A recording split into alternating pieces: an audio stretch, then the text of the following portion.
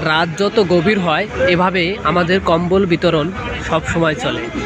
আমরা প্রতিটি রাত একদিন করে পর হলেও আমাদের কর্মস্থলের সমস্ত কাজ সেরে ফেলে আমরা এভাবে রাস্তার চতুর্দিকে দেখি প্রতিনিয়ত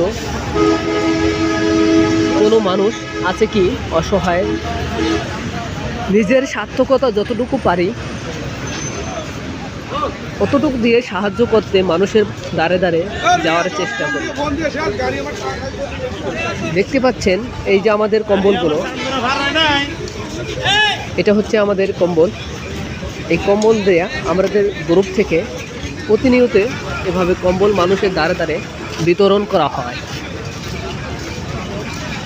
আমরা আজ রাত 12টা পর্যন্ত থাকব এবং ঘুরে ঘুরে দেখব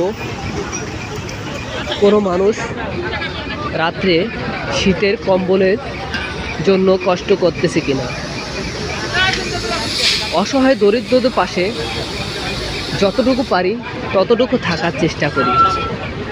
নিজের সামর্থ্য যতটুকু আছে তা দিয়ে হলেও মানুষের জন্য একটু খুশি বয়ে আনতে পারি। এটাই জীবনের মূল লক্ষ্য। সেই প্রকৃতি সুখী যে মানুষের পাশে সর্বদাই সব সময় থাকার চেষ্টা করে। নিজের যতটুকু আছে এটা নিয়েই শুকরিয়া আদায় করা।